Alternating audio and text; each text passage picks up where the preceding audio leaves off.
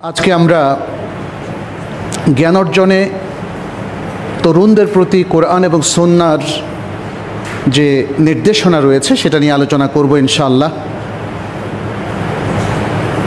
আল্লাহর সমগ্র সৃষ্টির মধ্যে তিনি মানুষকে সম্মানিত করেছেন এবং এই মানুষের জীবনের শ্রেষ্ঠ সময়টা হচ্ছে তারুণ্য। বয়সের মাঝখানটাতেই তারুণ্যের একটা সীমারেখা আল্লাহ সুবহানাহু ওয়া তাআলা সৃষ্টিগতভাবেই ঠিক করে দিয়েছেন। আর আরবিতে বলা হয় খায়রুল উমুরে আওসাতুহা, যে কোনো জিনিসের মধ্যম জায়গাটাই হচ্ছে সবচেয়ে উত্তম। তারুণ্যটা বয়সের মধ্যম স্থান। সূর্য ওঠার জায়গাটা যদি আপনারা দেখবেন সূর্য যখন মধ্য গগনে থাকে দ্বীপ্রহর, তখন সেটা সবচেয়ে উজ্জ্বল থাকে এবং তার তাপ সবচেয়ে বেশি থাকে।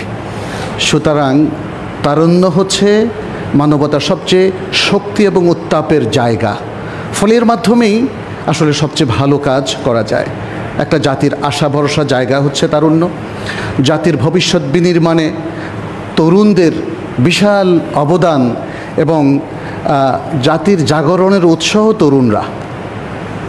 এটা শুধু যে আজকে প্রমাণিত হয়েছে তা নয়, বরং রাসূল সাল্লাল্লাহু আলাইহি সাল্লামের সাহাবাদের মধ্যে আমরা যারা পটেনশিয়াল সাহাবা ছিলেন, আমরা দেখি যে সেখানে তারুণ্যের আধিক্য। আবু বকর রাদিয়াল্লাহু তাআলা আনহু যখন ইসলাম গ্রহণ করেন তখন তার বয়স 38।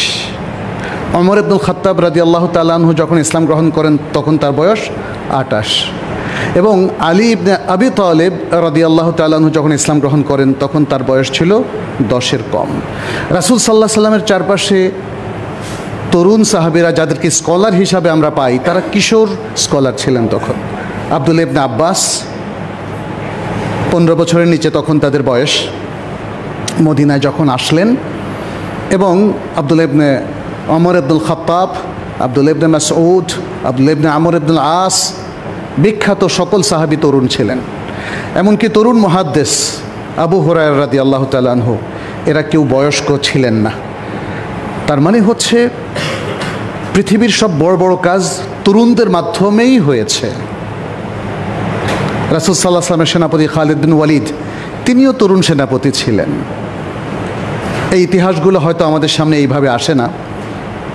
ফলে তারুণ্যের জয়গান করি আমরা সত্য, কিন্তু তরুণদেরকে ঠিকমতো গাইড করা এটা খুব ইম্পর্ট্যান্ট একটা কাজ জাতির জন্যে।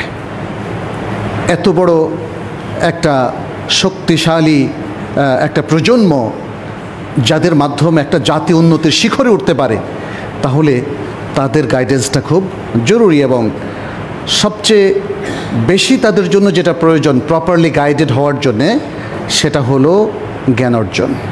জ্ঞান অর্জন, কোন জ্ঞান তারা অর্জন করবে? মুসলিম তরুণরা অবশ্যই শুরু করবে কোরআন এবং হাদিস দিয়ে। কিন্তু কোরআন হাদিস সামনে থাকলেই তো জ্ঞান অর্জিত হয় না। আমাদের প্রায় সবার ঘরেই কোরআন আছে না? এবং প্রত্যেকের ঘরে এখন হাদিসের মেন গ্রন্থগুলো আছে, বাংলা অনুবাদ সহ আছে। কিন্তু জ্ঞান কি অর্জিত হচ্ছে? আমি যদি শেলফে প্রচুর বই জমিয়ে রাখি বা শোকেসের মধ্যে সুন্দর করে সাজিয়ে রাখি কোরআন হাদিস এবং আমাদের সালাফের প্রচুর বই, কিংবা আধুনিক বিজ্ঞানেরও যথেষ্ট বই, তাহলে কি জ্ঞান ধরা দেবে আমাদেরকে? কখনোই নয়। জ্ঞান অর্জনের কিছু নীতিমালা আছে। জ্ঞান অর্জনের যে নীতিমালাগুলো আছে সেগুলো আমাদের জানা দরকার। যুবকদেরকে নিয়ে আরব কবিদের অনেক সুন্দর সুন্দর কাব্য আছে, কবিতা আছে এবং কাসিদা আছে। আমি ছোট্ট একটা কথা এখানে উল্লেখ করছি। একজন কবি যুবকদের কথা যেভাবে বলেছেন, শাবাবুন যাল্লালু সুবুল আল মাআলি মা আরাফু সেওয়াল ইসলামে দিনা। যুবক যারা উচ্চে ওঠার পথগুলো মাড়িয়েছে, তারা দিন হিসাবে এবং জীবন ব্যবস্থা হিসাবে ইসলাম ছাড়া আর কোনো কিছুকেই তারা চেনেনি, গ্রহণ করেনি। ওয়াইদা জান্নাত যালামু ফালা তারাহুম মিনাল ইশফাক ইল্লা সাজিদিনা। যখন অন্ধকার ঘনিয়ে যায় তুমি তাদেরকে ভীত দেখতে পাবে না, তবে তাদেরকে দেখতে পাবে সেজদারত অবস্থায়।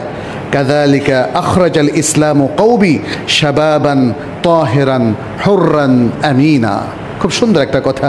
অনুরূপভাবেই ইসলাম আমার জাতিকে, আমার জাতির তরুণদেরকে উৎপাদন করেছে, তাদেরকে বের করেছে, সৃষ্টি করেছে এমন যুবক হিসাবে, এমন তরুণ হিসাবে যারা পবিত্র, যারা স্বাধীন চেতনার অধিকারী এবং যারা বিশ্বস্ত, আমানতদার।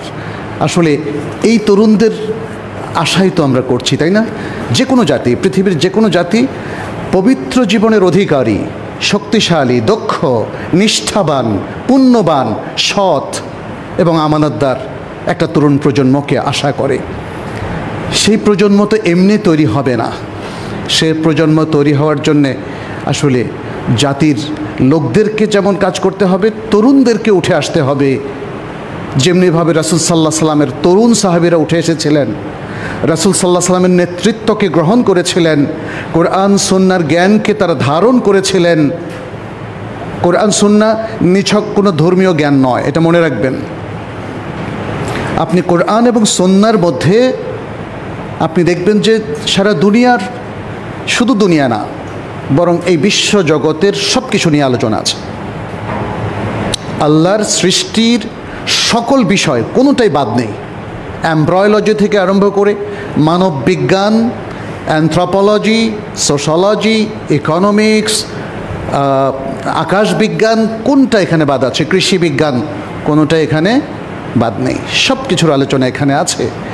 বরং সায়েন্টিফিক ইন্ডিকেশনগুলোতে ভরা কোরআন এবং সুন্নাহ। ফলে কোরআন সুন্নাহর জ্ঞানকে শুধুমাত্র নিছক ধর্মীয় জ্ঞান বলাটা ভুল। বরং কোরআন সুন্নাহ হচ্ছে একটা অলরাউন্ড জ্ঞানকেন্দ্র, যেখানে দ্বীনের জ্ঞান, শরিয়ার জ্ঞান প্রধানত আমরা পাই এবং তার সাথে সাথে অন্য জ্ঞানগুলো আমরা পাই।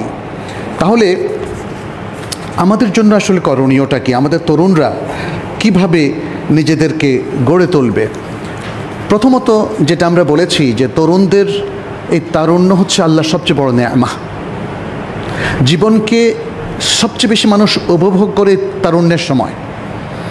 তার চলাফেরা, তার মুভমেন্ট, তার আনন্দ উল্লাস, তার ভ্রমণ এবং তার সব কিছু দেখবেন যে সবচেয়ে বেশি এনজয় করে তারা তারুণ্যের সময়।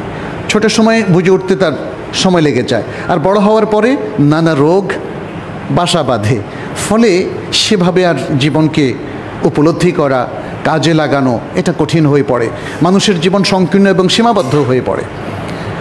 অতএব তারুণ্যের এই যে নেয়ামতটা, প্রথম মাইন্ডসেট করতে হবে যে আমি এটাকে কাজে লাগাবো। আল্লাহ আমাকে যে সুস্থতা দিয়েছেন, যে শক্তি দিয়েছেন, যে যে আকাঙ্ক্ষা দিয়েছেন, যে মনোবল দিয়েছেন, যে সংকল্পের শক্তি দিয়েছেন, সে সব কিছুকে আমরা কাজে লাগাবো। এই মাইন্ডসেটটা খুব জরুরি। এটা যদি না হয় তখন দেখবেন তরুণদের অধিকাংশই বিপথে চলে যায়। তখন তার তারুণ্যের শক্তিটা পৃথিবীর উন্নয়নের কাজে লাগে না, আখিরাতের উন্নয়নের কাজে লাগে না, নিজের ব্যক্তির উন্নয়নের কাজে লাগে না, বরং সে তারুণ্যকে তথাকথিত আনন্দ উল্লাসের নামে সে কিন্তু ধ্বংস করে দেয়। তাহলে আমাদের কি করতে হবে? আমি এখানে একটা হাদিস উল্লেখ করি। কি করতে হবে তার আগে দুটো তিনটে কোটেশন এখানে উল্লেখ করছি। একটা হচ্ছে নবী সাল্লাল্লাহু আলাইহি সাল্লামের হাদিস, বিখ্যাত একটা হাদিস। এটা ইমাম বুখারী বর্ণনা করেছেন ইবনে আব্বাস রাদিয়াল্লাহু তাআলা আনহু থেকে। রাসূলুল্লাহ সাল্লাল্লাহু আলাইহি সাল্লাম বলেছেন, নি'মাতানি মাগবুনুন ফীহিমা কাসীরুম মিনান নাস।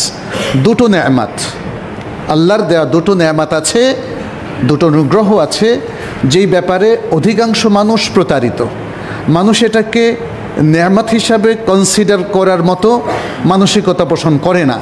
ফলে এই নেয়ামত দুটোকে সে ঠিকমতো কাজে লাগাতে পারে না, এই জন্যই প্রতারিত বলা হয়েছে। একটা কি? একটা হলো আসসিহ্হা, স্বাস্থ্য, আর একটা হলো আল ফারাগ, অবসর সময়। তরুণদের জন্য এটা প্রযোজ্য। সুস্বাস্থ্যের অধিকারী, মানে এত ভালো স্বাস্থ্য আসলে অন্যদের থাকে না। বয়স 30-40 হওয়ার পরই দেখবেন যে সমস্যা শুরু হয়ে যায়। আর দ্বিতীয় হচ্ছে সময়। এখনও তরুণরা পড়াশোনা করছে, অজস্র সময় তাদের, চাকরি বাকরি নেই, পারিবারিক কোনো চাপ নেই, টাকা কামানোর কোনো মানে দায়িত্ব নেই ইত্যাদি নানা কারণে তার বিশাল সময়। এই দুটো সময়, এই দুটো নেয়ামত যদি কেউ বুঝতে পারে তাহলে সে অসুস্থ হওয়ার আগে তার সুস্থতাকে কাজে লাগাবে, যেটা আরেকটা হাদিসে আমরা জানি। এবং সে মৃত্যুর আগেই আল্লাহর দেয়া যে জীবন, এই যে সময়ের সমষ্টি, সেটাকে সে কাজে লাগাবে। এখানে ইবনু বাত্তাল তিনি বলেছেন যে অধিকাংশ মানুষ প্রতারিত, এটার দ্বারা কি বোঝানো হচ্ছে?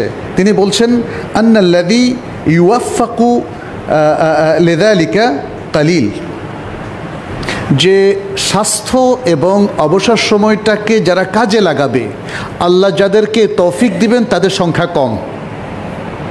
এই জন্যই রাসূল সাল্লাল্লাহু আলাইহি ওয়াসাল্লাম ইন্ডিকেট করলেন অধিকাংশ মানুষ এ দুটোকে কাজে লাগাতে পারে না। এই হাদিসের মেসেজটা কি? এই হাদিসের মেসেজটা হচ্ছে যেন আমরা কাজে লাগাই, যেন আমরা অধিকাংশ মানুষের মধ্যে অন্তর্ভুক্ত না থেকে সেই স্বল্প মানুষের মধ্যে, স্বল্প সংখ্যার মানুষের মধ্যে অন্তর্ভুক্ত হই যারা এ দুটোকে কাজে লাগায়। আল হাসান আল বসরি, প্রখ্যাত তাবেঈ এবং মুহাদ্দিস ফিকহ, তার একটা কথা উদ্ধৃত রয়েছে। তিনি বলেছেন আদরাকতু আকওয়ামান কানু আলা আওকাতিহিম আশাদ্দা মিনকুম হিরসান আলা দারাহিমিকুম ওয়া দানানিরিকুম। তোমরা দেরহাম এবং দানানির তথা টাকা পয়সা পাইলে যতটা তোমাদের লোভ তৈরি হয়, টাকা পয়সার প্রতি একটা আকর্ষণ তৈরি হয়, আমি একটা প্রজন্ম পেয়েছি এই তোমাদের এই আকর্ষণের চাইতে সময়ের ব্যবহারের প্রতি তাদের আরও বেশি আকর্ষণ ছিল। সুবহানাল্লাহ। আশা করি বুঝতে পেরেছেন কি বুঝিয়েছেন আল হাসান আল বসরি। তিনি বলতে চাচ্ছেন যে প্রজন্মকে আমরা পেয়েছি তারা সাহাবাদের প্রজন্ম, কারণ তিনি ছিলেন তাবেঈ। সাহাবাদের প্রজন্ম রিদওয়ানুল্লাহি আলাইহিম আজমাইন, তারা প্রত্যেকটা সময়কে কাজে লাগাতেন এবং সময় এর ব্যবহারে ফারাগ বা অবসর সময়টাকে কাজে লাগানোর ক্ষেত্রে তাদের যে চরম আকাঙ্ক্ষা, আকর্ষণ এবং আগ্রহ ছিল, সেটা তোমাদের পয়সার প্রতি যে আগ্রহ তার চেয়ে শক্তিশালী ছিল। আমাদের প্রজন্মের মানুষের পয়সার প্রতি অনেক আগ্রহ, সত্যি কিনা বলেন? ছাত্রদেরকেও দেখি এখনই তারা 1000 কোটি টাকার মালিক হয়ে যেতে চায়।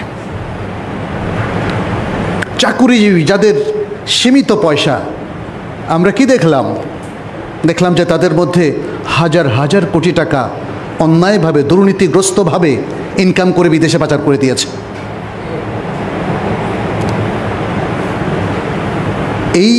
এরা একসময় তরুণ ছিল না? কিন্তু এরা সঠিকভাবে গাইডেড ছিল না। এরা আল্লাহকে ভয় পেত না, এরা আল্লাহর বান্দাদেরকে ভালোবাসতো না, এরা দেশকে পছন্দ করতো না, ভালোবাসতো না। এদেশের মানুষকে এরা পর ভাবত। এই জন্যে মানুষের অধিকারকে লঙ্ঘন করা এদের জন্য সহজ ছিল। যারা আল্লাহকে ভয় করে, যারা আল্লাহর নির্দেশ মেনে চলে, যারা আল্লাহর বান্দাদের প্রতি নিজেদেরকে দায়িত্বশীল মনে করে, যারা জনগণের কল্যাণে, দেশের কল্যাণে, মানুষের কল্যাণে, সমাজের কল্যাণে কাজ করে, তারা এর জন্য নিজেকে বিলিয়ে দেওয়াটাকে পছন্দ করে। যেমনটি আমাদের সাহাবায়ে কেরাম ছিলেন। স্বয়ং রাসূলুল্লাহ সাল্লাল্লাহু আলাইহি সাল্লাম তিনি যখন মারা যান, কি ছিল তার ঘরে বলেন তো? তিনি তো কোনো জৌলুসময় জীবন যাপন করেননি, কারণ তিনি জানেন আখিরাতে অনেক সুন্দর জীবনের ব্যবস্থা রয়েছে। আর আখিরাতটা হচ্ছে আমাদের পার্মানেন্ট রেসিডেন্স, এটা হলো টেম্পোরারি একটা জায়গা। যে কোনো মুহূর্তে আপনি চলে যেতে পারেন এখান থেকে, যেতে পারেন না? তাহলে এই জীবনের জন্য কেন এত আয়োজন থাকবে বলেন? আয়োজন থাকবে বড়, আয়োজন থাকবে দেশের জন্যে, মানুষের জন্য, উম্মার জন্য, মুসলিমদের জন্যে, মানবতার জন্য আমাদের আয়োজন থাকবে। কিন্তু নিজের জন্য আয়োজন হবে ক্ষুদ্র। যে কোনো সময় আমরা বিদায় হয়ে যেতে পারি, তাই না? তো অতএব সম্পদের প্রতি, পদের প্রতি, দুনিয়ার প্রতি আমাদের লোভ কমাতে হবে। তরুণরা, তোমরা যারা মানুষ হতে চাও, ভালো মুসলিম হতে চাও, ভালো নাগরিক হতে চাও, তোমাদের নিজেদের উদ্দেশ্য লক্ষ্যকে ঠিক করে নিতে হবে। আখিরাতকে আমাদের আসল উদ্দেশ্য বানাতে হবে। দুনিয়াকে টেম্পোরারি একটা জায়গা হিসেবে কনসিডার করতে হবে। তাহলেই সত্যিকার প্রোডাক্টিভ ইয়ুথ তৈরি হবে ইনশাআল্লাহ। তাহলে আমরা কি করতে পারি? আমি তরুণদেরকে বলবো যারা পড়াশোনা করছে, যে সাবজেক্টেই পড়ুক না কেন, তাদেরকে আমি যে ব্যাখ্যাটা এখানে দিচ্ছি, এখানে আপনারা যারা আছেন জমা পড়তে এসেছেন সবাই মুসলিম, অতএব মুসলিম তরুণদের জন্যই আমার এই নাসিহা। ইলম বা জ্ঞান এটা দু প্রকার, একটা হলো আল্লাহর দেয়া জ্ঞান, আরেকটা হলো জেনারেল নলেজ যেটাকে আমরা বলি। এটাও মনে রাখতে হবে জেনারেল নলেজটা কিন্তু আল্লাহর দেয়া জ্ঞানের বাইরে না, যেটা আমরা বলি কোরআন সুন্নাহ জেনারেল যে কোনো সায়েন্স নিয়ে কথা বলেছে, কিন্তু তারপরেও আমরা এক্সক্লুসিভ দিনী বা রিলিজিয়াস নলেজের কথা বলি, রিলিজিয়াস সায়েন্সের কথা বলি, তাহলে এটা আর এর পাশাপাশি আছে ন্যাচারাল সায়েন্স, পিওর সায়েন্স, এরকম সায়েন্সের বিভিন্ন যে ব্রাঞ্চেস আছে, সোশ্যাল সায়েন্স ইত্যাদি। ইসলামের নির্দেশনা হলো রিলিজিয়াস সায়েন্সের যে জরুরি বিষয়গুলো আছে এটা প্রত্যেককে জানতে হবে, শিখতে হবে, কারণ এছাড়া তো সে মুসলিমই হতে পারবে না, ইসলামিক লাইফ সে লিড করতে পারবে না, আর ইসলামিক লাইফ লিড না করলে ইসলাম থেকে সে মরাল সেন্সটা পাবে না। আজকে অনেক মুসলিমদেরকে আপনারা যেটা দেখতে পাচ্ছেন, যে বিপর্যয়টা আমরা অবজার্ভ করছি, এই বিপর্যয়ের কারণ হলো দে আর নট প্রপার মুসলিম, কারণ তারা ইসলামিক যেটা নেসেসারি অ্যাসেনশিয়াল নলেজ সেটা তারা কিন্তু অ্যাচিভ করেনি, অর্জন করেনি। ইসলামিক নলেজ যে অর্জন করবে না, তাহলে তার অনেক ল্যাকিংস থাকবে, সে ইসলামিক মরালিটিটাকে বুঝতেই পারবে না। মানুষের জেনারেল যে মরাল সেন্সটা আছে ওটা এনাফ না, ওটা এনাফ না। যদি এনাফ হতো তাহলে এদেশের সকল শিক্ষিত মানুষকে আমরা সবচেয়ে মরাল অবস্থায় পেতাম, কিন্তু আজকের বাংলাদেশের বাস্তবতা হলো যে যত শিক্ষিত সে তত দুর্নীতিবাজ। ইল্লা মাশা আল্লাহ, অল্প কিছু সংখ্যক হয়তো এর থেকে রেহাই পাবে, তাই না? বাংলাদেশের বড় বড় দুর্নীতিগুলো কিন্তু করছে শিক্ষিতরা। আপনি কোনো রিক্সাওয়ালাকে 1 কোটি টাকা 10 কোটি টাকা মেরে দিয়েছে পাবেন না। খুব বড় চুরি এটা কোনো বস্তির লোকেরা করে না, শিক্ষিতরা করে। তাহলে প্রবলেমটা কি, মানে চ্যালেঞ্জটা কি ছিল যে আমাদের শিক্ষিতরা মরাল জ্ঞানটা অর্জন করতে পারলো না, মরালিটি অর্জন করতে পারলো না? অথচ দেখেন ওয়েস্টার্ন যাদের এত সমালোচনা আমরা করছি, তাদের মরালিটি সেন্সটা আমাদের চাইতেও বেটার। এত বড় করাপশন তাদের সোসাইটিতে, তাদের প্রশাসনে, তাদের বিভিন্ন সেক্টরে নাই, তাহলে আমাদের মধ্যে হলো কেন? অথচ আমাদের কাছে আছে আল কোরআন এবং সুন্নাহ। কারণ একটাই, কারণ আমরা আসলে কোরআন এবং সুন্নাহর মরাল নলেজটা নিতে পারিনি, তো বরং জরুরি জ্ঞানগুলো অর্জন করতে পারিনি। সুতরাং আমাদের সকল তরুণ এবং সবাইকে মনে রাখতে হবে যে আমাদের রিলিজিয়াস সায়েন্সের জরুরি জ্ঞানগুলো আমাদের প্রয়োজন হবে। 4টা জিনিসের ব্যাপারে, একটা হলো ঈমান আকীদা, আরেকটা হলো ইবাদা, আরেকটা হলো মুআমালাত যেটা আমাদের পার্সোনাল ইন্টারাকশন এর সাথে রিলেটেড অথবা দুনিয়ার যে কোনো কার্যক্রম, এবং চতুর্থ হলো আখলাক, আল আখলাক, আল আখলাক আল ইসলামিয়া, ইসলামিক মরালিটি। তো এই 4টা জিনিস, ঈমান, আকীদা, ইবাদাত, মুআমালাত। মুআমালাতের ক্ষেত্রে আমাদের কি মেনে চলতে হবে? হালাল এবং হারাম, অর্থাৎ হারামটাকে বর্জন করবেন, নিজের জীবনটাকে হালালের সীমারেখার মধ্যেই রাখবেন। আর আখলাক, আখলাক বলতেই বোঝানো হয় সচ্চরিত্র, good character. Good character, good character বলতে যত গুণাবলী বৈশিষ্ট্য দরকার সেটা এখানে ইন্ডিকেট করা হয়। রাসূল সাল্লাল্লাহু আলাইহি সাল্লামকে আল্লাহ এই গুড ক্যারেক্টারের একটা নিদর্শন হিসাবে পাঠিয়েছেন, বলেছেন ইন্নাকা লা আলা ওয়া ইন্নাকা লা আলা খুলুকিন আযীম, আর হে রাসূল নিশ্চয়ই তুমি মহান চরিত্রের উপর অধিষ্ঠিত।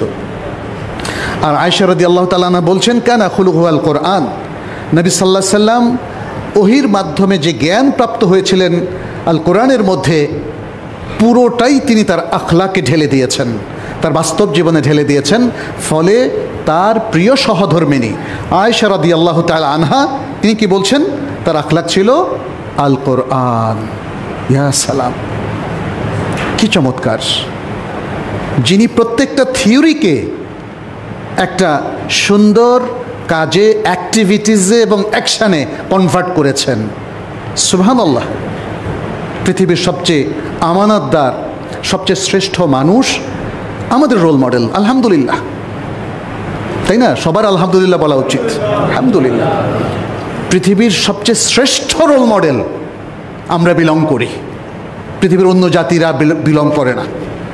তারা মহানবী সাল্লাল্লাহু আলাইহি সাল্লামের ব্যাপারে কিছু স্বীকৃতি দিলেও তাকে রিলিজিয়াস লিডার হিসাবে মানে না। অতএব এই জায়গায় আমাদের রিলিজিয়াস নলেজটা লাগবে। আর সেকেন্ড হচ্ছে, যে সমস্ত নলেজগুলো উপকারী সেগুলো যে কোনোটা ইসলাম অ্যালাউ করে আপনি পড়ার জন্যে, জ্ঞান শেখার জন্যে। অতএব আপনাদের agricultural science, food science, nutrition, social science, pure science, যে কোনো সায়েন্স কিন্তু নিষিদ্ধ নয়। কিন্তু একটা প্রবলেম হয়ে গেছে আমাদের, সেটা হচ্ছে সায়েন্স পড়তে গিয়ে আমরা ইসলামিক যে ভাবধারা বা সেন্স, ওটা কিন্তু অনেক সময় মিস করছি। কেন? আমাদের কিছু কিছু শিক্ষকের কারণে, যারা পাশ্চাত্যের শিক্ষা গ্রহণ করেছেন এবং নাস্তিকবাদটাকে অ্যাকসেপ্ট করে ফেলেছেন সামহাও, অথবা তাদের কাছে ধর্ম মানুষের বানানো জিনিস। এই প্রবলেমটা যার মাথায় ঢুকেছে তিনি তার ছাত্রদেরকেও মিসগাইড করছেন। তিনি বিগ ব্যাং থিওরি, ডারউইন তত্ত্ব ইত্যাদি নানা বিষয় দিয়ে তিনি কিন্তু আমাদের তরুণদেরকে মিসগাইড করছেন। অথচ এই তত্ত্বগুলো তো কোরআনে চমৎকারভাবেই লেখা আছে। আপনার কোরআনিক সায়েন্স পড়েন, মুসলিম বিশ্ববিদ্যালয়গুলোতে অবশ্যই এমন সিলেবাস থাকা প্রয়োজন যারা সায়েন্স পড়বে কিন্তু তাদের কোরআনিক সায়েন্স এবং সায়েন্স অফ হাদিস এগুলো কিছু তাদের থাকা দরকার, এবং তাদের মোরাল সায়েন্সটাও থাকা দরকার, যাতে করে সে তার মুসলিম জাতিসত্তাকে ইগনোর না করে নিজেকে গড়ে তুলতে পারবে। প্রত্যেক তরুণ তাকে মনে রাখতে হবে সব কিছুর আগে সে একজন মুসলিম। তার ইসলামিক আইডেন্টিটিটা তার সবচেয়ে বড় আইডেন্টিটি, এটা ইউনিভার্সাল। ইভেন আপনি যদি মঙ্গল গ্রহেও চলে যান কিংবা স্পেসে আপনি কখনো বিল্ডিং করে যদি থাকেন, আমরা শুনতে পাচ্ছি বিজ্ঞানীরা নাকি সে ব্যবস্থা করছে, যাই হোক, আপনার আইডেন্টিটি কি? আপনি মুসলিম। আমার আইডেন্টিটি আমি মুসলিম। বাকি আইডেন্টিটিগুলো পরের। কারণ দুনিয়ার এই আইডেন্টিটিগুলো দিয়ে আপনি জান্নাত পাবেন না। আপনি যদি বলেন আল্লাহর কাছে, আল্লাহ যদি আপনাকে আপনার আমল নিয়ে প্রশ্ন করে আর আপনি বলেন যে আল্লাহ আমি তো ঢাকা শহরের, রাজধানী শহরের অধিবাসী ছিলাম, এই উত্তর দিয়ে কি জান্নাত পাওয়া যাবে? এই উত্তর আল্লাহ আপনার কাছে এক্সপেক্টও করে না। আপনাকে বলা হবে আপনার রবকে, আপনার দিন কি, আপনার নবীকে। এগুলো বলার উদ্দেশ্য তো বুঝতেই পারছেন। রবকে এটা সে বলতে পারবে যে রবের অনুসরণ করে, রবের প্রতি ইমান রাখে। দিন কি?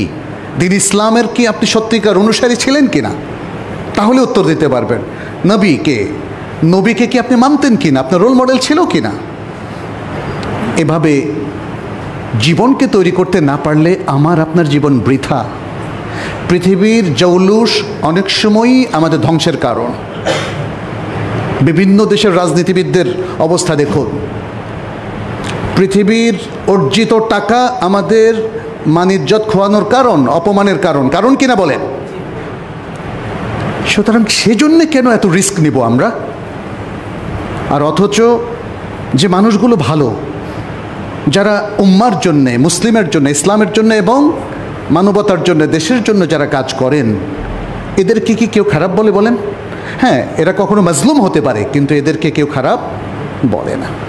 অতএব আমরা বলবো যে ইসলামিক এই আইডেন্টিটিটা ধরে রেখে যত উপকারী জ্ঞান আছে পড়া যেতে পারে। তাহলে এর থেকে একটা জিনিস বের হয়ে এসছে যে আমাদেরকে অবশ্যই ইসলামের জরুরি জ্ঞানগুলো অর্জন করতে হবে। আপনি যদি ডাক্তার হন তবুও, আপনি প্রকৌশলী হন, আপনি ইঞ্জিনিয়ার হন, আপনি বিশ্ববিদ্যালয়ের শিক্ষক হন, আপনি বিশ্ববিদ্যালয়ের ভিসি হন, প্রভিসি হন, ডিন হন, যেই হন না কেন, আপনার ইসলামিক আইডেন্টিটিটা আপনাকে অ্যাডপ্ট করতে হবে, বেয়ার করতে হবে এবং এক্সপ্রেসও করতে হবে। এটা লুকিয়ে রাখার কোনো পরিচয় নয়। এরপর আমাদের কি করণীয়, আমি সেটা নিয়ে একটু কথা বলবো। তাহলে জ্ঞানের সাথে আমাদেরকে আসলে একটা চির বন্ধন তৈরি করতে হবে। জ্ঞান যেন আমাদের সাথী হয় আর আমরা যেন জ্ঞানের সাথী হই। এবং এই সিকোয়েন্সে যে আমাদের দ্বীনি জ্ঞানগুলো আগে অর্জন করা, যার মধ্যে কোরআন শুদ্ধভাবে তেলাওয়াত, কোরআনের অর্থ বোঝা এবং জরুরি জ্ঞানগুলো, দ্বীনের মৌলিক ইবাদতগুলো, আকীদাগুলো, এগুলো আমাদের জানা। আর পাশাপাশি আপনি দুনিয়ার যত জ্ঞান আপনি অর্জন করবেন এটার সাথে ইসলামের কোনো বিরোধিতা নাই সত্যিকার অর্থে। আপনি ফিজিক্স, কেমিস্ট্রি যত বেশি আপনি পড়বেন দেখবেন যে সেখানে আল্লাহর কুদরত, তাই না?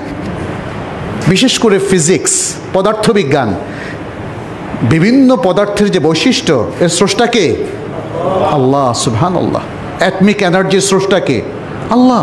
এই আকাশমণ্ডল, ভূমণ্ডল সব কিছুর স্রষ্টা হচ্ছেন আল্লাহ। ফলে এই জ্ঞানগুলো বিশেষ করে আপনি যেমন মেডিকেল সায়েন্সও, মানব বিজ্ঞান, মানব দেহের বিজ্ঞান বা মানুষের জন্মতত্ত্ব অথবা তার চোখের বা ব্রেনের যে সেলগুলো আছে, বিভিন্ন জিনিসগুলো, এগুলো যত পড়বেন আল্লাহর কুদরত আপনার কাছে আরও বেশি, আরও বড় আকারে প্রকাশ পাবে। এমনকি একজন মাদ্রাসার ছাত্রের চাইতেও আপনাদের ঈমান হয়তো আরও বেশি বেড়ে যাওয়ার সুযোগ আছে। তাহলে জ্ঞানের এই জায়গাগুলোকে একটা ইসলামিক পজিটিভ মাইন্ড থেকে আমাদেরকে অর্জন করতে হবে। আমি সেই বিষয়গুলো আপনাদের সামনে একটু তুলে ধরতে চাই, যেই পয়েন্টগুলো একজন তালেবুল ইলম, সিকার অফ নলেজ, তাদের জন্য জরুরি। এক নম্বর হলো নিয়তকে বিশুদ্ধ করা, স্ট্রং করা এবং জ্ঞান অর্জনটাকে আল্লাহর সন্তুষ্টির জন্য নির্ধারণ করে ফেলা। আপনি মেডিকেল সায়েন্স পড়ছেন, এটা কি আল্লাহর জন্য পড়া যায় না? আপনি একজন মহান ডাক্তার হতে পারবেন যদি আপনার এই বিদ্যাটা আল্লাহ সন্তুষ্টির জন্যই আপনি অর্জন করে থাকেন। আর যদি দুনিয়ার জন্য অর্জন করেন তখন আপনার অবস্থা কিন্তু অন্যরকম ডাক্তারদের মতো হবে, যারা হয়তোবা বিভিন্ন ঔষধ কোম্পানির সাথে অ্যালাইন করে অথবা ডায়াগনোসিস সেন্টার যারা তাদেরকে পার্সেন্টেজ দেয়, যেগুলো নানা বিষয় আছে।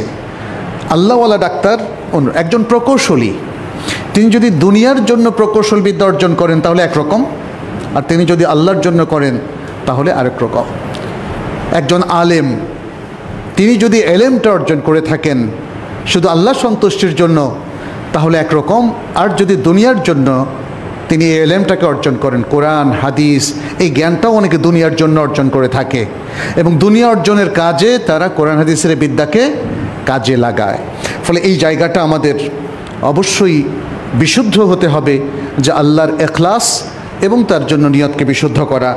যেমনটি সূরাতুন নিসার মধ্যে আল্লাহ তাআলা বলছেন, ওয়ামান আহসানু দীনান মিম্মান আসলামা ওয়াজহাহু লিল্লাহ ওয়া হুয়া মুহসিন। আর ওই ব্যক্তির চাইতে উত্তম দিনদার কে হতে পারে যে তার নিজেকে আল্লাহর জন্য সাপোর্ট করলো, আল্লাহর জন্য যে আল্লাহর কাছে নিজেকে যে আত্মসমর্পণ করে দিল, তার চাইতে উত্তম দিনদার আর কে হতে পারে। নিয়তের ব্যাপারে তার অনেকগুলো হাদিস রয়েছে, ইন্নামাল আমালু বিন্নিয়াত। আর নবী সাল্লাল্লাহু আলাইহি সাল্লাম থেকে আরেকটা হাদিস রয়েছে যেখানে তিনি বলেছেন যে জ্ঞান অর্জনটা যেন পৃথিবীর মানুষকে দেখানোর উদ্দেশ্যে না হয়, অহংকারের জন্য না হয়, নিজেকে অন্যদের চাইতে ডিস্টিংগুইশড করে প্রদর্শনের উদ্দেশ্যে না হয়। যেমনটি তিনি বলেছেন, মান তালাবাল ইলমা লিয়ুবাহিয়া বিহিল উলামা, যে ব্যক্তি এলেম অর্জন করে এই জন্য যে সে স্কলারদের সাথে তর্ক করবে, আও ইউমারি বিহি সুফাহা, অথবা যারা অজ্ঞ মূর্খ বোকা তাদের উপর সে জয়লাভ করবে, আও লিয়াসরিফা উজুহান নাসি ইলাইহি ফাহুয়া ফিন্নার, অথবা তার জ্ঞান অর্জনের উদ্দেশ্য হচ্ছে মানুষকে তার দিকে আকর্ষণ করা, এই তিনটা উদ্দেশ্যে যে জ্ঞান অর্জন করবে ফাহুয়া ফিন্নার, সে জাহান্নামে যাবে। অতএব বিষয়টা তো এত সহজ না। আমরা কি কখনোই আত্মসমালোচনা করেছি যে আমার লক্ষ্য উদ্দেশ্যের সাথে কোরআন সুন্নাহ ম্যাচ করে কি না, বা আমার পরিণতি কি হবে? আমরা কি তাহলে ভাবছি আল্লাহ যে জান্নাত জাহান্নামের কথা বললেন সেটা নিতান্তই গল্প, সত্য নয়? এই চিন্তা যদি ঢুকে তখনই মানুষ মিসগাইডেড হতে পারে, আদারওয়াইজ সিরিয়াস মুসলিমরা তো মিসগাইডেড হতে পারে না। কারণ আল জান্নাতু হাক্কুন ওয়ান নারু হাক্কুন, জান্নাত সত্য, মহাসত্য, এবং জাহান্নামও মহা সত্য, এবং মানুষ তার কার্যক্রমের মাধ্যমে হয় জান্নাতে যাবে অথবা জাহান্নামে যাবে। ইবনে মাসউদ রাদিয়াল্লাহু তাআলা আনহু বলেন, লা ইয়ানফাউ কাউলুন ইল্লা বিআমাল, কোনো কথা কোনো কাজ দেবে না, কোনো উপকারে আসবে না, তবে যদি আপনি সেই কথা বা থিওরিকে আমলে রূপান্তরিত করেন। অর্থাৎ আপনি যদি বলেন যে আমাদেরকে সালাত পড়তে হবে, সত্য কথা বলতে হবে, অন্যায় রোধ করতে হবে, জুলুমের বিরোধিতা করে আমাদের একে অপরের প্রতি সহযোগিতামূলক আচরণ করতে হবে, তো এটা কি স্টেজের বক্তব্য, নাকি এটা আমলে রূপান্তরিত করতে হবে? আমলে রূপান্তরিত করা না হলে আপনার এই থিওরিগুলো আপনার কোনো উপকারে আসবে না। আমাদের অনেকেই আছে কোরআন মুখস্থ করে ফেলেছেন, হাদিস অনেকগুলো মুখস্থ, অথবা কোরআনিক সায়েন্স অনেক কিছু মুখস্থ। এই মুখস্থ মনে রাখবেন, এটা নিছক থিওরি। এই থিওরিটা যদি পিওরলিও কারো জানা থাকে এবং তিনি আমল না করেন, তাহলে কোনো কাজে আসবে না। আমাদের মধ্যে অনেক চিন্তাবিদ দেখতে পাচ্ছি, যাদেরকে ইসলামী চিন্তাবিদও বলা হয়। যদি তাদের আমল না থাকে, তাহলে ইসলামিক চিন্তাবিদ হওয়াটাও কোনো কাজে আসবে না, মনে রাখবেন। এরপর তিনি বলেছেন, ওয়ালা ইয়ানফাউ কাউলুন ওয়ালা আমালুন ইল্লা বিনিয়াহ, একজন যে কথা বলল বা যে থিওরি যে পেশ করলো এবং আমলও করলো, কিন্তু তার নিয়তটা ঠিক নাই, তাহলে এই কথা এবং কাজ কোনো কাজে আসবে না। ওয়ালা ইয়ানফাউ কাউলুন ওয়ালা আমালুন ওয়ালা নিয়াতুন ইল্লা বিমা ওয়াফাকাস সুন্নাহ। এবং শেষে তিনি আবার বললেন আরেকটা কথা, যে কোনো কাউল বা কথা এবং সে অনুযায়ী আমল, এমনকি বিশুদ্ধ নেয়ামত, এই তিনটাও কোনো কাজ করবে না যদি আমি ইসলামের সুন্নাহ মোতাবেক চলতে না পারি। সুন্নাহ মোতাবেক চলাটা মানে কি, এটা একটু বুঝতে হবে। এটা হচ্ছে রাসূল সাল্লাল্লাহু আলাইহি সাল্লামকে রোল মডেল হিসাবে মেনে চলা, এটা হলো সুন্নাহ মোতাবেক চলা। অতএব এখন আর অস্পষ্ট হওয়ার কোনো কারণ নেই। আপনি কিভাবে চলবেন, এখানে একটা দ্বন্দ্ব, ওখানে একটা অস্পষ্টতা, কোনো কারণ নেই। কারণ রাসূল সাল্লাল্লাহু আলাইহি সাল্লাম তিনি স্পষ্টভাবে পুরো পৃথিবীর মানুষের সামনে সত্যকে বর্ণনা করে গিয়েছেন। তিনি বলেছেন, তারাকতুকুম আলা মাহাজ্জাতিন বায়দা লাইলুহা কানাহারিহা লা ইয়াজিগু আনহা ইল্লা হালিক, আমি তোমাদেরকে একটা শ্বেত শুভ্র প্রমাণের উপর রেখে যাচ্ছি, যার রাতগুলো দিনের মতোই শুভ্র, রাতগুলো দিনের মতোই শুভ্র। বুঝতে পেরেছেন? অর্থাৎ এখানে কোনো রাতের নিকষ অন্ধকার বলতে ইসলামের মধ্যে কোনো কিছু নেই, বরং এর রাত আর দিন সবটাই শ্বেত শুভ্র, উজ্জ্বল, আলোকময়। ফলে যদি কেউ নিজে মুসলিম হয়ে বলে যে আমি পথ হারিয়ে ফেলেছি, তাহলে বুঝতে হবে সে ধ্বংসপ্রাপ্ত একজন মানুষ। আসলে সে দিনের উপর ছিল না। দিনের উপর থাকলে সে কখনো ভুল পথে পরিচালিত হতে পারে না। দ্বিতীয় যে বিষয়টা, সেটি হচ্ছে অবিরাম কাজ করে যাওয়া। আমরা যে থিওরিগুলো সঠিকভাবে অর্জন করতে পেরেছি, তার ভিত্তিতে অবিরাম কাজ করে যাওয়া। এটা যদি আমরা জ্ঞানের দুই শাখার কথাই বলি, সেক্ষেত্রে প্রযোজ্য। আপনি যদি রিলিজিয়াস সায়েন্সটা পড়েন, তাহলে আপনাকে সেগুলো আমলে রূপান্তরিত করতে হবে। আবার আপনি যদি প্রফেশনালি যেমন একজন ডাক্তার হন, তাহলেও আপনি এই চিকিৎসাবিদ্যার মহান সেবা দিয়ে দেশ, জাতি এবং জনপদকে উপকৃত করবেন। যে যেই ব্যাপারে এক্সপার্ট, সেই ব্যাপারে আপনি সেই সেবাটা আপনি দেবেন। এটাই এখানে বলা হচ্ছে। কাজ বন্ধ করে অলস হয়ে বসে থাকার কোনো সুযোগ নেই। আল হাসান আল বসরি তিনি একটি সুন্দর উক্তি করেছেন, এটা দারিমের মধ্যে এসেছে। বলেছেন, কানার রাজুল ইযা তালাবাল ইলমা লাম ইয়ালবাথ আন ইউরা যালিকা ফি বসরিহি ওয়া তাখাশশুইহি ওয়া লিসানিহি ওয়া ইয়াদিহি ওয়া সালাতিহি ওয়া যুহদিহি। যখন কোনো ব্যক্তি ইলম তালাশ করত, তখন সে তার চোখে, তার আচরণে, তার জিহ্বায়, তার হাতে, তার সালাত এবং তার জুহুদ, সব কিছুর মধ্যে সেটা যেন দেখা যায়, এর জন্য কোনো দেরি করতো না। তিনি তার প্রজন্মের কথা বলেছেন। এটা প্রশংসা সুলভ বাক্য, যে যখনই কেউ কোনো ইলম তলব করত, তার সর্বক্ষেত্রে তিনি সেটাকে এক্সপোজ করতেন। আর আমাদের লোকজন কথার জাদুকর, কথার শিল্পী, অর্থাৎ যা জানে, যা চর্চা করে, সেটা সুন্দর কথার মাধ্যমে প্রকাশ করে, কিন্তু কাজের মধ্যে পুরো ফাঁকি।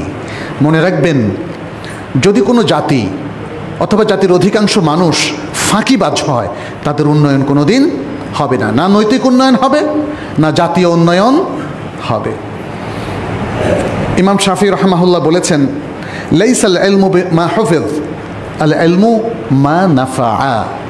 আপনি এলেম অর্জন করতে পারলে, মেমোরাইজ করতে পারলেই এটাকে এলেম বলা হবে না। প্রকৃত এলেম যেটার দ্বারা মানুষ উপকৃত হয়, মানুষ, দেশ, জাতি সবাই যেটার দ্বারা উপকৃত হয়, তাহলে না বুঝবো যে এই এলেমটা কাজ দিয়েছে। আমি মুখস্থবিদ্যা রেখে দিলাম নিজের কাছে, একে কোনো কাজে রূপান্তরিত করলাম না, এটা কোনো কাজে আসবে না। তৃতীয় যে বিষয়টা, সেটি হচ্ছে এলেমের সাথে আখলাককে এবং আদবকে অন্তর্ভুক্ত করতে হবে। এলেমের সাথে আখলাক এবং আদব। ইমাম মালিক রাহমাহুল্লাহকে তার মা যখন উস্তাদ রবিউলের কাছে পাঠালেন বা পাঠাচ্ছেন, তখন তিনি তার সন্তান ইমাম মালিক, আপনারা জানেন বিখ্যাত ইমাম ও আহলুল মদিনা তাকে বলা হয়, আহলুল মদিনা, মদিনাবাসীদের ইমাম। তিনি মদিনাতেই ছিলেন এবং মসজিদে নববীতে তিনি দার্স দিতেন। বললেন যে তুমি জ্ঞান শেখার আগে আদব শিখবা, জ্ঞান শেখার আগে আদব শিখবা, এটা খুব জরুরি। আজকে আমাদের দেশে দেখা যাচ্ছে যে শিক্ষকরা যথেষ্ট পরিমাণে আসলে সেই মর্যাদা পাচ্ছেন না যেটা আগে শিক্ষকরা পেতেন। অনেক তরুণরাই শিক্ষকদের উপর চড়াও হচ্ছে না? এটা একটা ভিন্ন কালচার, এই কালচারটা ইসলাম অ্যালাউ করে না। তাহলে আমাদের শিক্ষকদেরও এটা ব্যর্থতা যে স্টুডেন্টদেরকে আসলে তারা আখলাক, মরালিটি এবং আদব শেখাতে তারা ব্যর্থ হয়েছেন। এবং আরও বিপর্যয় আছে যেগুলো হয়তো এখানে বলার মতো নয়।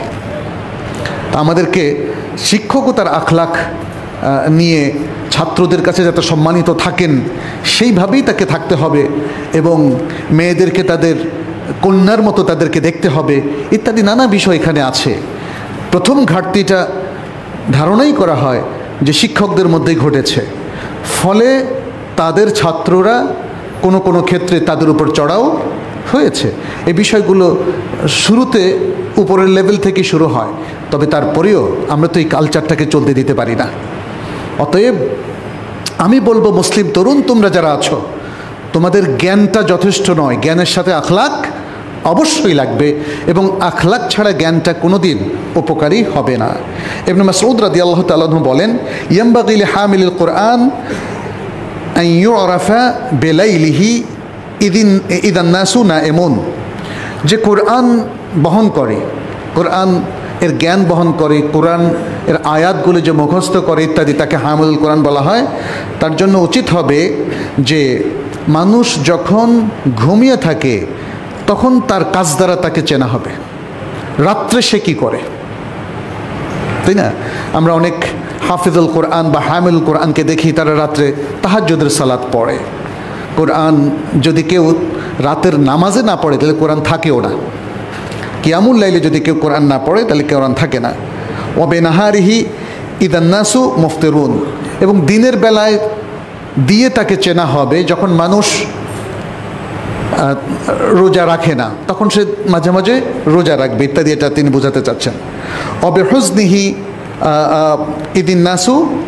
ইদান্নাসু ইয়াফরাহুন। মানুষ যখন খুশি উল্লাস করে তখন তার কি অবস্থা, সে অবস্থা দিয়ে তাকে চেনা হবে ইত্যাদি তিনি বোঝাতে চাচ্ছেন যে এই সমস্ত ক্ষেত্রে তার আখলাকটা কি, সে আখলাক দিয়ে তাকে চেনা হবে।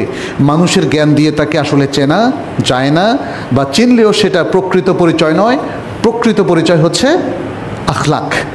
একজন ব্যক্তি কত বেশি জ্ঞান রাখে এটা তার মূল পরিচয় নয়, বরং কত সুন্দর আখলাকের সে অধিকারী, এটা হলো তার সবচেয়ে বড় পরিচয়। চতুর্থ হচ্ছে জ্ঞান শেখার ক্ষেত্রে তাকে একটা ডিসিপ্লিন মেনে চলতে হবে। এটাকে আরবিতে বলা হয় ইনতিজাম। একটা ডিসিপ্লিন তাকে মেনে চলতে হবে।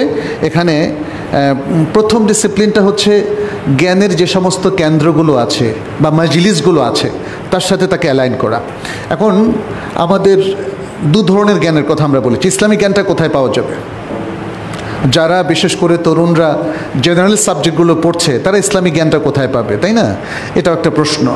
তাহলে আমরা যারা যেমন সায়েন্সে পড়ছি, কম্পিউটার সায়েন্স, ট্রিপলি বা এগুলোতে পড়ছি, তারা তাদের ক্লাসে টিচারদের কাছে তারা যদি রীতিমতো উপস্থিত হয় এনাফ তাদের জন্যে।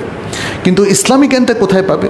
সেই জন্যে তাদের এখানে যেমন ড্যাফোডিল ইন্টারন্যাশনাল ইউনিভার্সিটিতে ড্যাফোডিল ইসলামিক সেন্টার আছে, তাদের অনেক কার্যক্রম আছে, সেখানে অংশগ্রহণ করা যেতে পারে।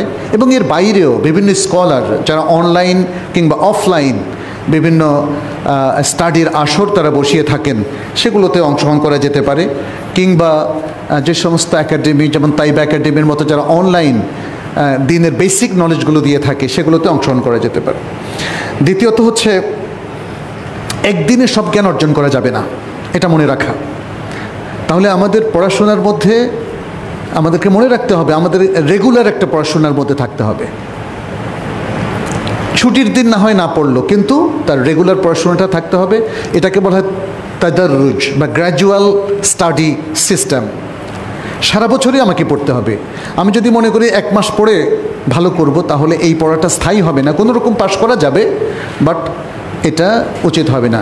আমাদের দ্বীনি জ্ঞানের ক্ষেত্রে, ইসলামী জ্ঞানের ক্ষেত্রে এটা প্রযোজ্য, এবং জেনারেল জ্ঞানের ক্ষেত্রেও এটা প্রযোজ্য। তৃতীয় হচ্ছে, কার কাছে জ্ঞান শিখব? জ্ঞান শিখতে হবে এক্সপার্টদের কাছ থেকে, যার কাছে জ্ঞান আছে। আরবিতে একটা কথা বলা হয়, ফাকিদুশ শাই লা ইউতি। যার কাছে কিছুই নাই, তিনি তো কিছু দিতে পারবেন না। আপনি একজনের কাছে এসে বললেন, ভাই আমাকে 1 কোটি টাকা ধার দেন, ওনার কাছে 1 লাখ টাকাও নাই, উনি কি দিতে পারবেন? উনি পারবেন না। যার কাছে যে জ্ঞানটা নেই, যদি আপনি তার কাছে সেই জ্ঞানটা তালাশ করেন, তাহলে তিনি দিতে পারবেন না। অতএব এক্সপার্টদের কাছ থেকেই জ্ঞান শিখতে হবে। দ্বীনের সহি জ্ঞান যার কাছে আছে, তার কাছ থেকে আপনি দ্বীনের অথেন্টিক জ্ঞানটা পাবেন। আপনি যদি মাজারে যান অথবা কোনো একটা দরগায় যান, সেখানে কি জ্ঞান পাবেন? সেখানে কিছু বেদাতি কর্মকাণ্ড আপনি পাবেন। আপনি দ্বীনের অথেন্টিক জ্ঞান, আমরা যেটা দেখছি, 2টো প্রতিষ্ঠান থেকে পেতে পারেন। এক, মসজিদ, যেখানে বিশুদ্ধভাবে ইবাদত করা হয় এবং বিশুদ্ধ জ্ঞান বিতরণ করা হয়। আর আরেকটা হলো ইসলামী শিক্ষা প্রতিষ্ঠান অথবা ইসলামী সায়েন্টিফিক প্রতিষ্ঠান, যারা একাডেমিক্যালি সাউন্ড এবং বিশুদ্ধ জ্ঞানটা তারা প্রচার করে। এই জায়গায় আপনাদের যেতে হবে। আচ্ছা,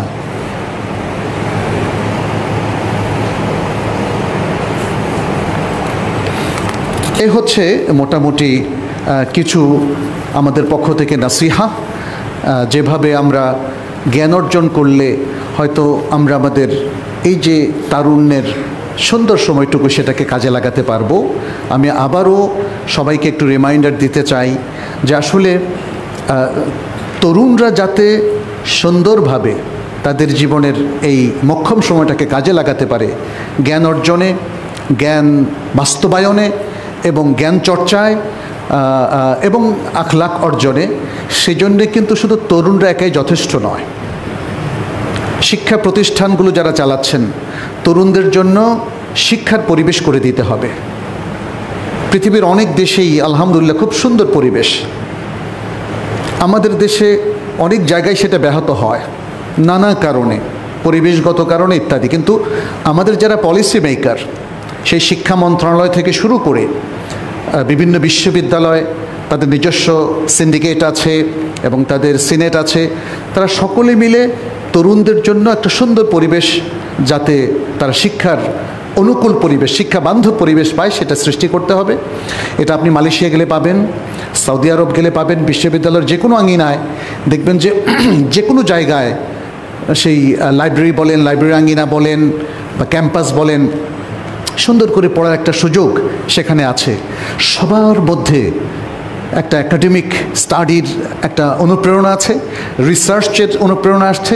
এই জায়গায় কিছু ইনসেন্টিভও দিতে হবে, যাতে ছাত্ররা গবেষণা কাজে অনুপ্রেরণা বোধ করে এবং তাদেরকে কাজে লাগানোর জন্য বিশেষ করে কমিউনিটি ডেভেলপমেন্টের সাথে তরুণদের ইনভলভ করা, এটা খুবই জরুরি একটা বিষয়।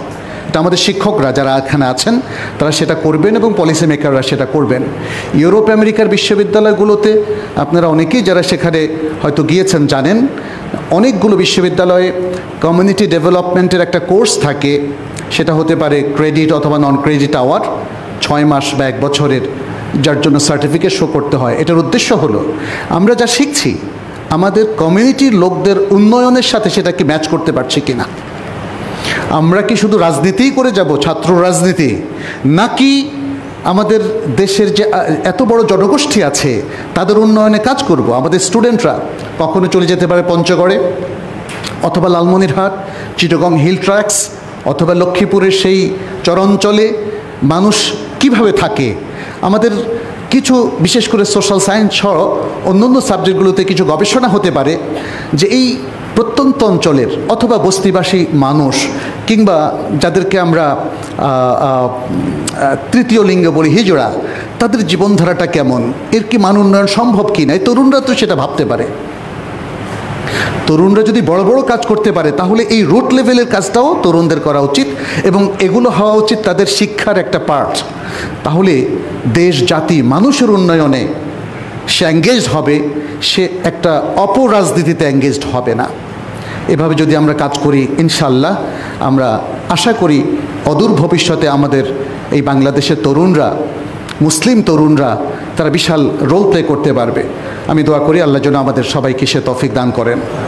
আল্লাহ যেন আমাদেরকে সৎ এবং নিষ্ঠাবান মুসলিম হিসাবে তৈরি হওয়ার তৌফিক দেন, যেন সৎ নাগরিক হয়ে আমরা দেশ জাতি এবং উম্মার কাজে নিজেদেরকে নিয়োজিত করতে পারি। আকুলু কাউলি হাদা ওয়া আস্তাগফিরুল্লাহ লি ওয়া লাকুম ওয়া লিসাইরিল মুসলিমিন ফাস্তাগফিরুহু ইন্নাহু হুয়াল গাফুরুর রহিম।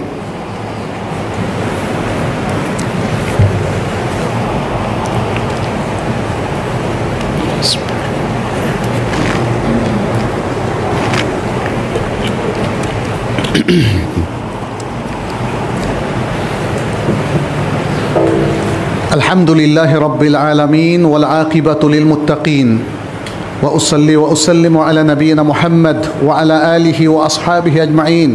أيها المسلمون اتقوا الله واتبعوا سنة نبيكم وكونوا عباد الله الصالحين وكونوا عباد الله المتقين المؤمنين المخلصين. اللهم تقبل منا إنك أنت السميع العليم وتب علينا إنك أنت التواب الرحيم. عباد الله, আমরা আল্লাহ সুবহানাহু ওয়া তাআলার হামদ এবং সানা পেশ করছি, প্রশংসা করছি, যিনি আমাদেরকে মুসলিম হিসাবে এই পৃথিবীতে থাকার এবং জীবনযাপন করার তৌফিক দিয়েছেন। সকলেই বলি আলহামদুলিল্লাহ।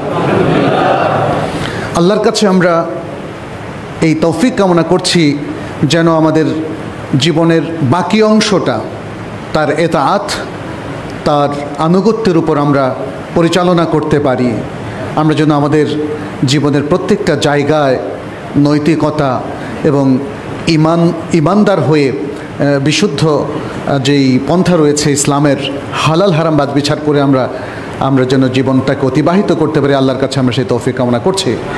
আল্লাহ যেন আমাদের এই দেশের উপর বারাকা নাজিল করেন, আমাদের তরুণদেরকে আল্লাহ যেন সুপথে রাখেন, হেদায়েতের উপর রাখেন, কোরআন এবং সুন্নাহর উপরে রাখেন।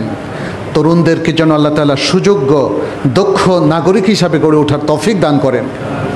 আমরা যারা শিক্ষক হিসাবে দায়িত্ব পালন করছি, আল্লাহ যেন আমাদের সকল শিক্ষককে প্রাণপণে একটা সুন্দর জেনারেশন প্রজন্ম গড়ে তোলার ক্ষেত্রে রোল প্লে করার তৌফিক দান করেন এবং আমাদের সবার আদর্শ যেন নবী সাল্লাল্লাহু আলাইহি ওয়াসাল্লাম আমাদের আদর্শ হিসাবে আমাদের মনে প্রাণে চিন্তা চেতনায় সর্বাক্ষণিকভাবে জাগরুক থাকে। আল্লাহুম্মা আমিন ইয়া রাব্বাল আলামিন। মনে রাখবেন, আমরা মনে হয় গত এক মাস রবিউল আউয়াল মাস পার হয়ে আসলাম। আমাদের এই দেশে অধিকাংশ মানুষ মনে করে যে রবিউল আউয়াল মাসেই শুধু সিরাত চর্চা আর বাকি মাসগুলোতে আমাদের চর্চা, কিন্তু ইসলামের বক্তব্য হচ্ছে ন, জীবনের প্রত্যেকটা ক্ষেত্রে, প্রত্যেকটা মাস, প্রত্যেকটা দিনেই আপনি রাসূল সাল্লাল্লাহু আলাইহি ওয়াসাল্লামের আদর্শকে ধারণ করবেন এবং সেভাবেই জীবনযাপন করবেন। তাহলে সিরাত চর্চা সারা বছর ধরে চলবে। রাসূল সাল্লাল্লাহু আলাইহি ওয়াসাল্লাম সারাটা জীবনভর তিনি আমাদের আদর্শ। আসুন সেই মানসিক মনোবলটা আমরা তৈরি করি, মানসিক মাইন্ডসেটটা আমরা তৈরি করি। আল্লাহ যেন আমাদেরকে তৌফিক দান করেন।